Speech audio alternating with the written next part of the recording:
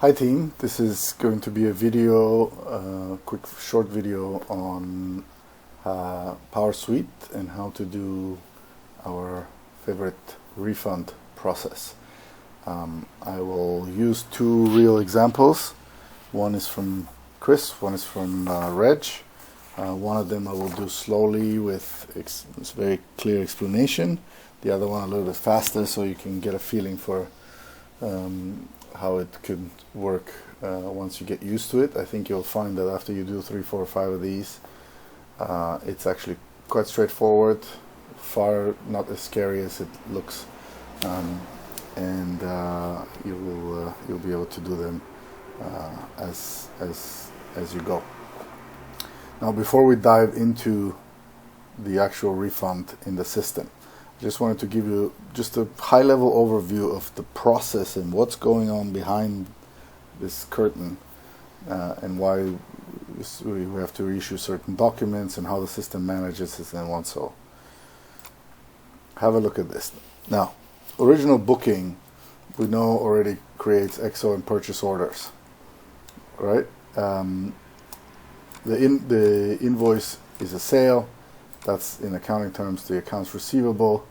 It can create, once it's paid, it's either settled. If it's partially paid, it's recorded as partial payment, and the rest is aging.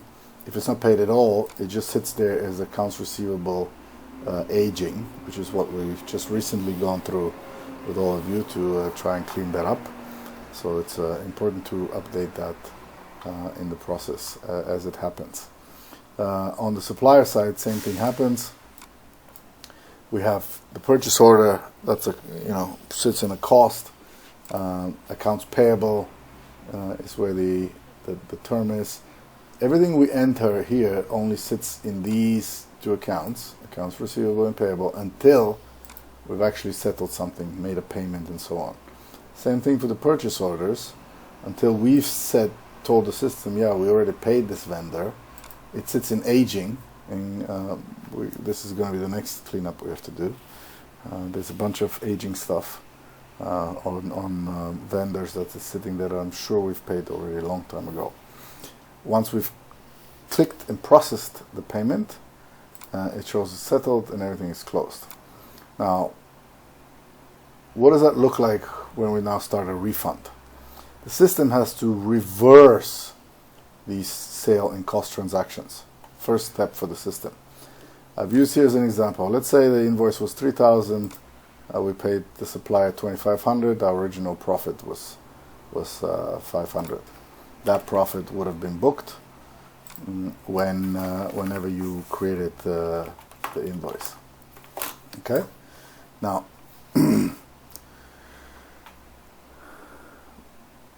reverse sale, reverse cost, right? We now say, okay, the supplier is going to pay us back 2,500, the original, but there's a $100 fee from them, so really they're going to give us 2,400 back.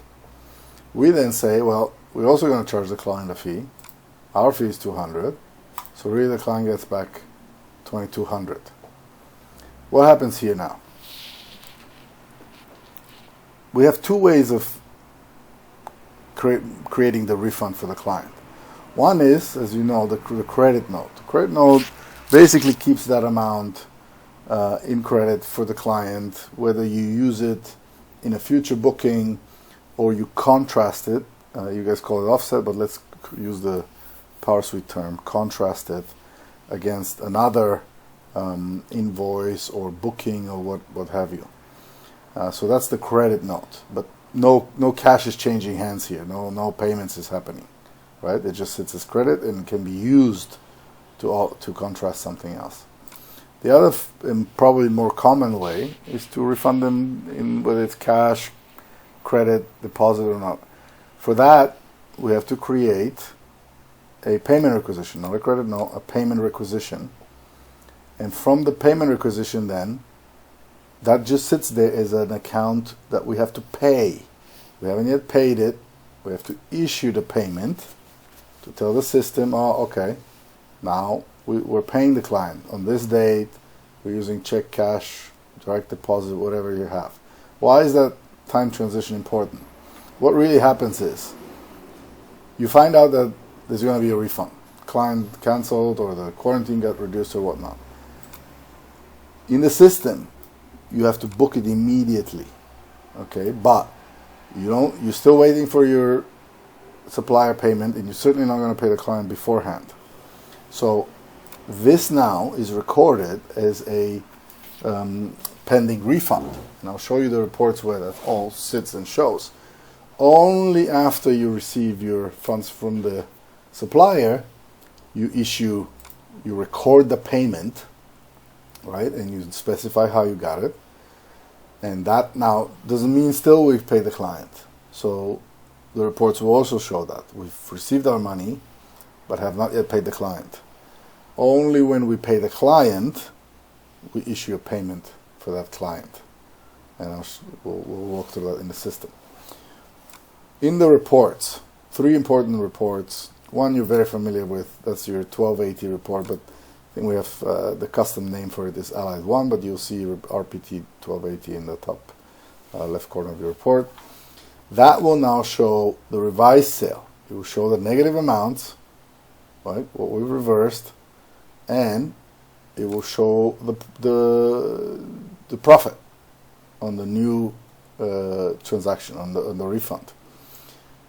Why I was saying to Regina, important to not enter invoices for these small refunds, because when you do the refund properly, this will show already as a profit. If you've added another invoice for 200, now you're double counting your profit, which is not the case, and it's not correctly documented.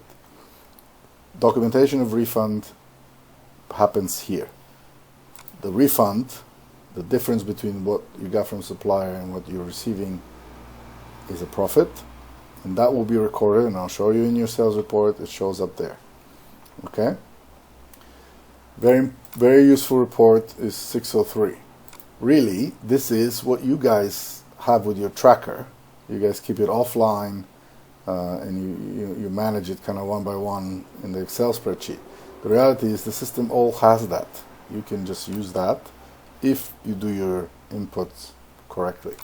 This report shows the pending refunds from suppliers. Where are we waiting on suppliers to refund us back? Okay, nothing to do with the client.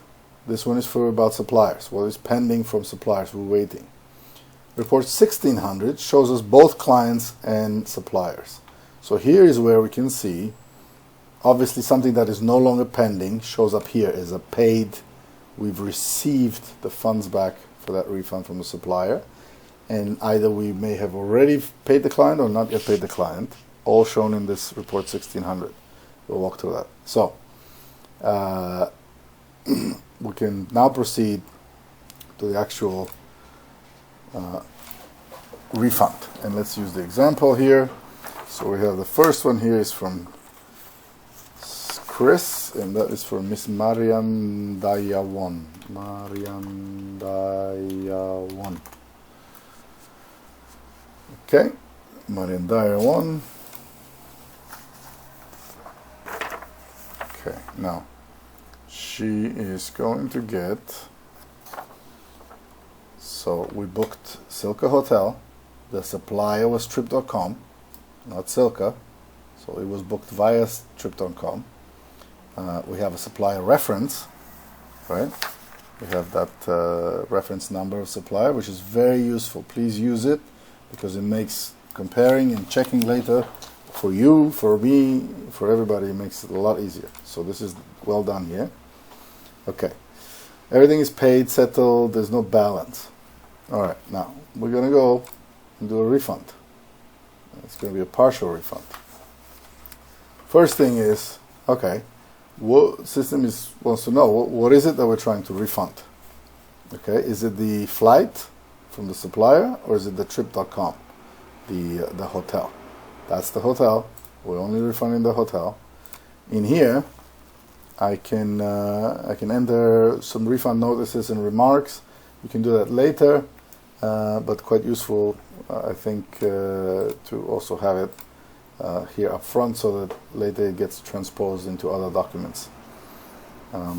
Okay, TCID, again, if you're doing this for somebody else, you would change this. This is a Chris, I'm doing it for Chris, so it stays as Chris. It's Chris's invoice.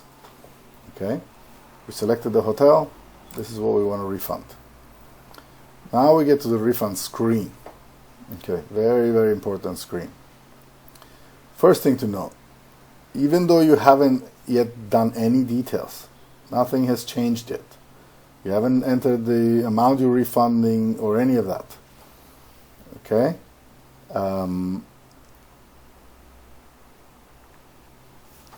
This is already shows up as raised. So, like I said, we have a report that shows us pending refunds. Let's have a look at that. 603. Pending refund settlement from supplier. Okay. We can pick specific supplier, but I'd like you look at them all now at this point. I've already done a bunch of refunds this morning. And in fact, because I didn't settle the date, this is probably a very long list. We're not going to see our guy. We should be able to see it. So, refund 41. We know that, right? Refund 41. Already here, showing. Refund status raised, yeah? These are all the ones we've raised, not yet completed, not refunded to the customer. Okay, this is 41. Is right, it shows us what it, here we go. Now we know there's something here that we're waiting for to receive back. Right. Now, so in Chris's note here I have, you told the clients approximately 860. That means you're gonna give them everything back without any fee. Interesting. I doubt that will happen. Now, you guys do this in your calculators or whatnot on the side. I strongly suggest you use this calculator here that's already built in, and it makes it very easy to follow the process. So we're expecting 1860 from the supplier. Because it's Trip.com, obviously they didn't charge a fee for it. Now, you said to the client you're also going to give them 1860 back. So really, you're keeping an $820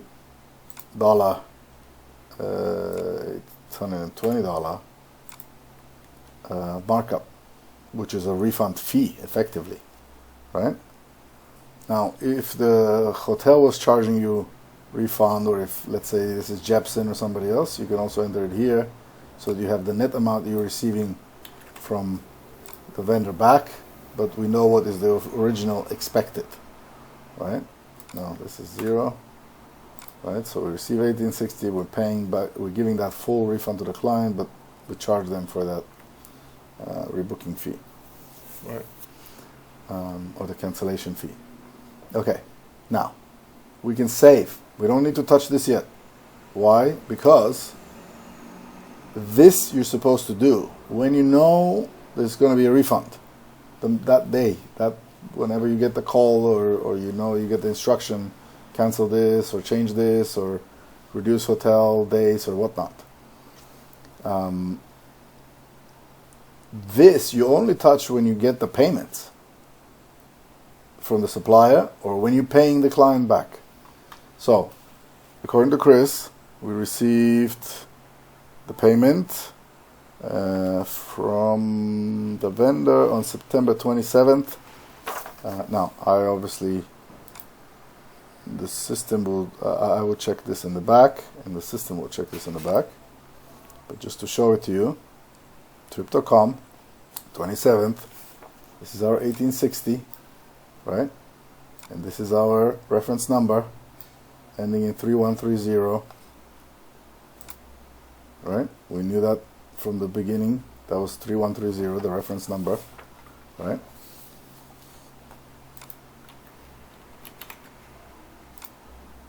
Okay, now that came back to the Amex Explorer. this list is the wrong list here. We'll talk to PowerSuite. This should be showing also our credit cards, in-house credit cards, so that we can see that list. And the payment was on September 27th. Okay. Now, that has been received. Okay. Only now that we've received it, and we know we've gotten the payment, we enter this and we hit complete here. Okay. Confirm. Yes, we complete the refund portion. Now the client we haven't paid yet. When it's time to pay the client, whether they pick up cash or you're now issuing a check, right? You issue the pay doc. That's a payment instruction. Okay? Important in here, especially when you haven't fixed the name issues before, please make sure you have the name here, right? Because otherwise it's extremely hard to follow. You see, all over the reports, everything just comes up as blanks. So this client, I forget the name already, Marian Daiwon Paspe. So we're going to enter that, Marian Daiwon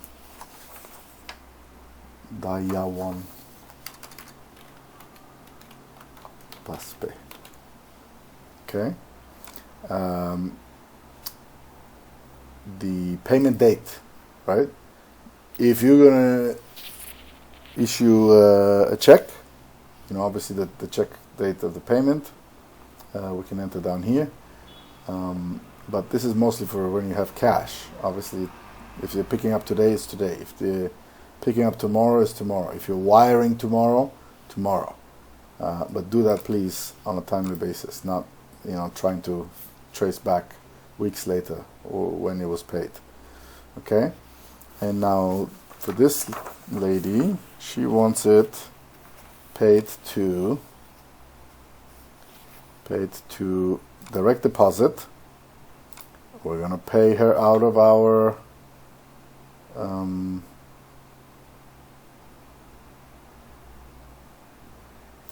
HSBC business account. We need to update this as well. And then her account number 287220718. Now let's enter that in the payment details as well. Hang Seng Bank direct deposit to Wong Ka Man Selina account. I'm missing some zeros here. Account 200718. Okay.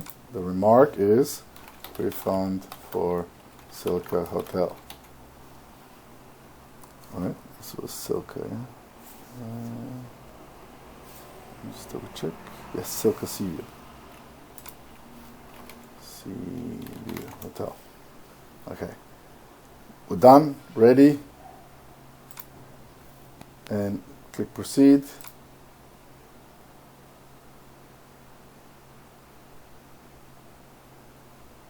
Okay. Now this is the payment voucher. When you do direct deposits, not so important to give this to the client. If they want it, you give it to them. When it's really important is when you have cash, when you've refunded the client in cash. This, you can give a copy to the client, but more importantly for yourself, use that with their signature and maybe their Hong Kong ID or whatever, so that we have a record that they've taken the payment back, so that they cannot come back again later and say, oh, you never gave me the payment. That's what we should get. You guys write your own stuff. I see all costs time. I don't know why. It's all here. But once you start using this refund process, you'll find that it's quite useful. You can just print it out and let them sign. No need to write long emails and details of what it is. Okay. So this one is now done. Let's go to our report and look at what it looks like. So this is our pending settlement. Now, it should go away from pending settlement and it should go to the completed, right?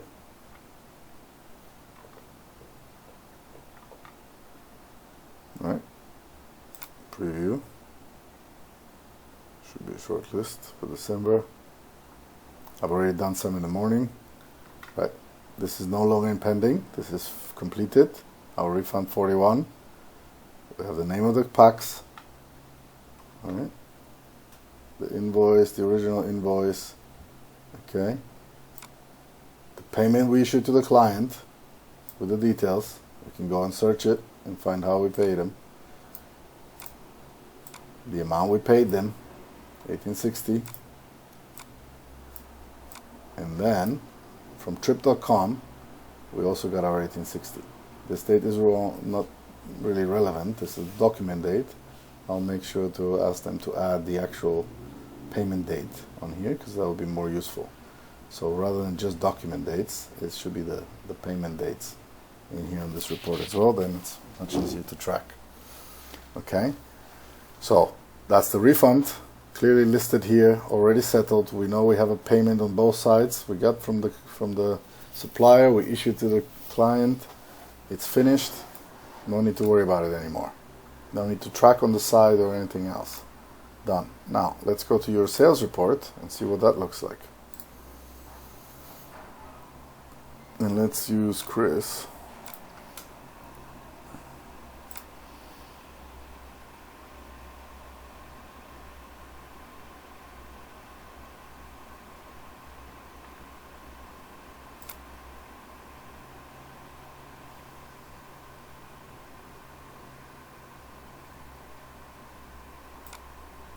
Okay, here's your client, Chris.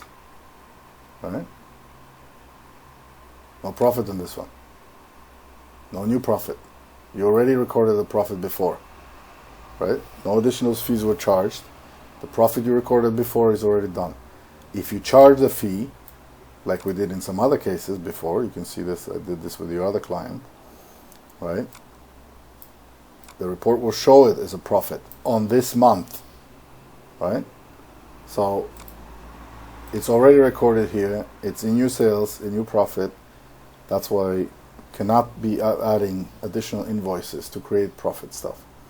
In this case, you gave the client back the full amount of what the hotel gave you back, but you retained your original profit. That profit was already recorded and you were paid for it. So there's no additional markup here to be added. So that's correct, 0.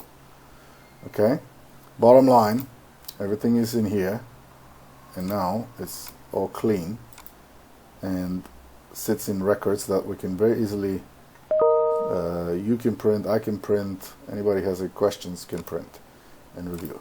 Okay, so that was Chris.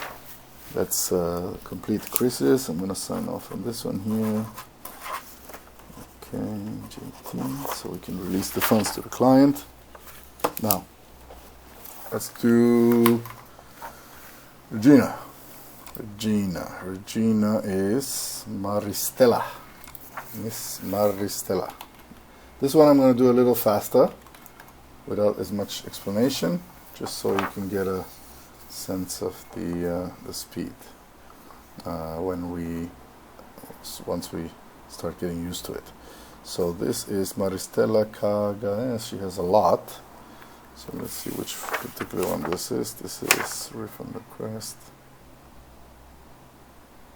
Yep, this is her hotel. So this is what I found from Reg. This is our original sale, original cost. Very well here done.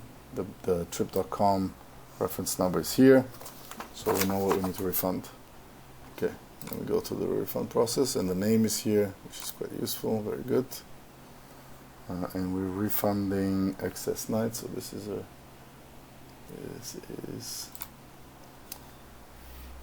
okay.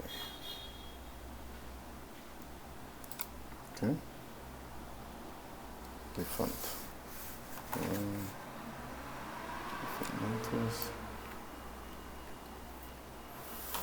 reduced stay. Refund for reduced stay. Hotel stay.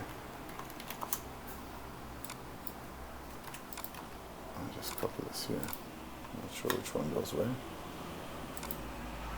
Seat. Okay. My client is there. Details are here. Calculator.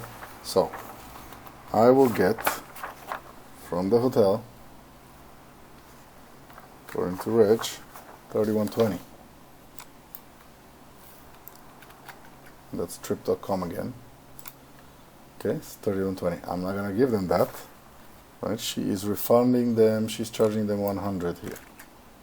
Okay, 3020 goes to the client. Now I save it. You can go again and check on your report. You can skip the step now, obviously, when you're doing it yourself.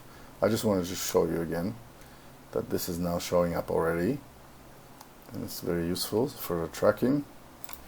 Our report 603. Okay. Now pending ones. Right. Here's our refund, 42. Right. Sitting here, refund reduced to the hotel. The amount of refund we're expecting, and the amount of client refund we're going to give. Okay, it's already here. Now, okay, according to Reg, we received payment for this on trip.com, from trip.com on August 11th. Again, that's my job. I will double check that in the August 11th statement. Here, see here, 3120. That's our amount, right? 3120 for the same reference number on trip.com. It's all in the statement here. That's why it's so useful to have the reference numbers, because they usually, when they refund stuff, especially the big websites, put it in there. Cebu Pacific doesn't, unfortunately, but the trip.coms, the Agudas, all have the original reference number of the booking in here. Anyway, going back to this, we know it's been paid. It's been paid on August 11th. It's going to be banked back to our credit card. It went into the Amex. You can here, if you want, add the reference number. You don't need it, but you can. Important here is the date. The date was August 11. Okay, and then complete. Okay, now we're going to pay the client, and the client wants to be paid to HSBC. Okay, so let's say customer refund remarks. So you say, okay, the remark that we entered in the beginning is already here. I'm now ready to pay the client. Pay the. Right. Only enter this when you're ready to pay the client. Okay, so 3020. Probably going to transfer it out of HSBC current. All right, we're going to pay them with direct deposit. According to them, that's what they want. Payment details, HSBC transfer to Wang Hong account is 6320833258888. Okay, I can also enter that here just in case. Okay, remarks to the client, refund for reduced hotel stay at Empire TST. Okay, and done. That's it.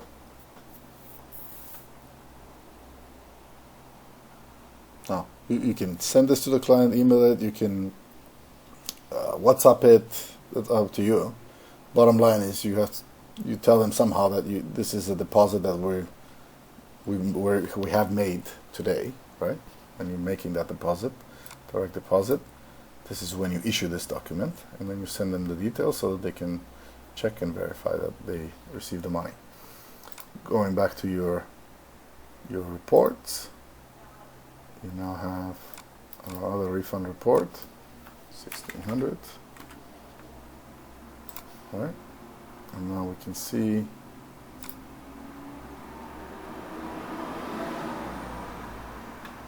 okay, here's our refund 42, the client,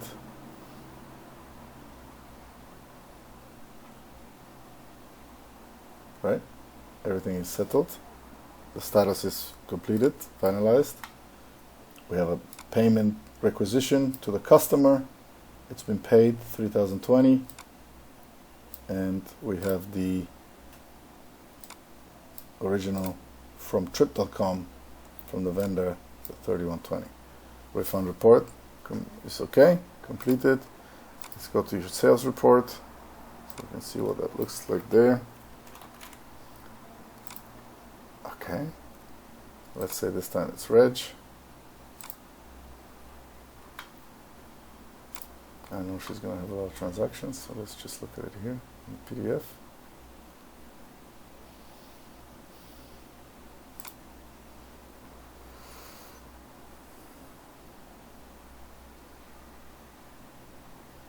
Right, let's go to the bottom. Oh, look at that. It's in here, original invoice, all the stuff, the sales, the refund cost, the refund to the client, the profit, again recorded in this month's sales report for you, so no need to worry. Everything is in the right place, clear, documented, right, in the system. So those are 2 examples. I've done those for you now. They're good. Obviously, if the payout dates are different, a few times, I've done now, whatever, 5 this morning, and I can already do them very quickly. So I'm here to help. If you have any other questions, and we can do other videos if there's anything that can be helpful for you to have as a reference to look at, so that you can operate faster the system. Okay? Thank you.